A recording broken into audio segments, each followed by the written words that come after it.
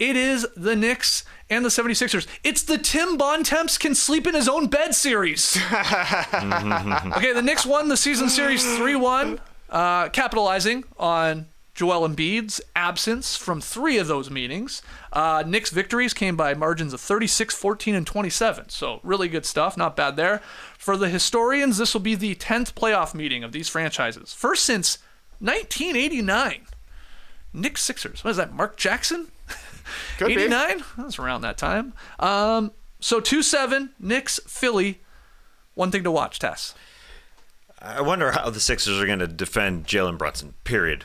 I wonder what Nick Nurse is going to do with that, because the Sixers don't have a guy to guard him one-on-one. That's not going to happen. Lowry, Maxey, Hield, Oubre, Payne. Not going to happen. Nick Nurse is going to throw a lot of doubles at him. We're going to see the 2019 finals all over again where they threw guys at Steph Curry or something like that. Boxing one. Yeah, but the Knicks, they take their time. They take the most shots at the end of shot clocks in the NBA in the final 6 seconds, as John Schumann pointed out. So they're going to wait, they're going to wait, they're going to wait, they're going to wait. And how do the Knicks respond to all these doubles? They're going to have cutter after cutter after cutter after cutter in Hart and DiVincenzo and OG Anunoby. They do that really, really, really well.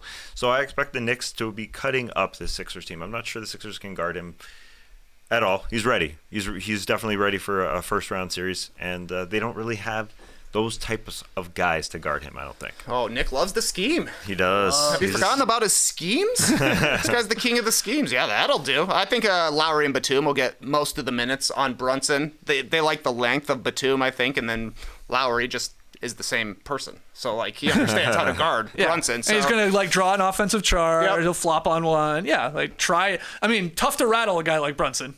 Totally, rock, yeah. But Lowry will give it a go. I think it kind of goes both ways, because I'm interested to see what the Knicks do with Joel Embiid, and if Embiid is able to stay healthy throughout this series. I think it's good for him that they have 9 days to play their first 4 games, plus they're getting a little bit of rest here, having taken care of business in the play-in tournament. So yeah, Hartenstein, I guess, is the main guy who's going to get minutes on Embiid, but they'll try Mitchell Robinson.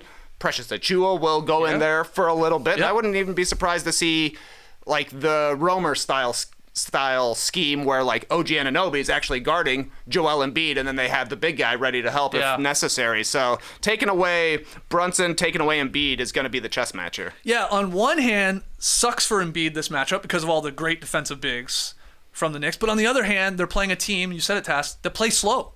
It's a slow pace. I mean, it'd be another thing if they were playing the Pacers and, like, we'd be going, how the hell Embiid going to play in this? Like, yeah, he might score, but, like, how's he going to keep up? We saw him last night. I mean, he might get better as we go here and the conditioning catches up. But that's sort of good, I guess. Like, the way the Knicks play, they take their time. They're methodical. So maybe works in his favor. Do you have an X factor? I'll start with you on this one, Trey. Do you have an X factor in New York, Philly? Dante DiVincenzo, to me, is the X factor. I think he's probably going to be the main guy to guard Tyrese Maxey, which is a huge assignment from him. And then on the offensive end, his three-point shooting really changes things for New York. The fact that he's become a 40% three-point shooter who takes a ton is big time for them, because basically they got role guy and whoever their center is, whether it's Hartenstein or Robinson. Jalen Brunson handles the ball, makes all the plays, does whatever is necessary at the end of the shot clock. Everybody else has to hit threes. Chief among them, for me, is DiVincenzo. I'm not sure how much to believe in Joel Embiid. The fact that he obviously didn't look good in the play-in tournament, also sat out the final game for the Philadelphia 76ers, a little puzzling to me, because he said after the games that he did play in. I just am not right.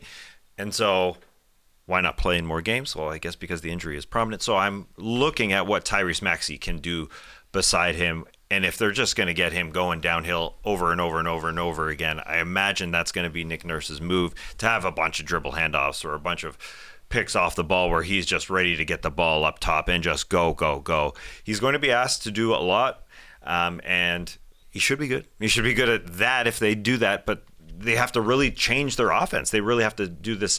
Stop looking at Embiid every single possession.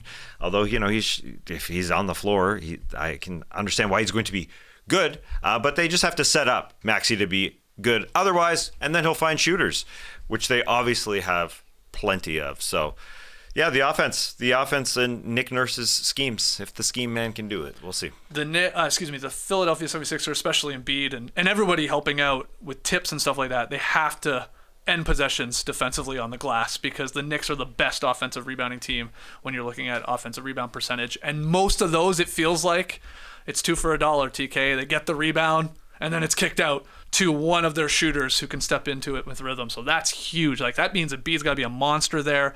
And again, the Batums and the Kelly Oubres and those guys got to help there out as well, either tipping it to their guards or just grabbing it. So I'll be watching that for sure. And just the Embiid factor, just like, yeah, not a lot of confidence after seeing how he looked last night. But they'll play this weekend, and then, you get into the rhythm of a playoff series where it's every 2 or 3 nights, as TK broke down.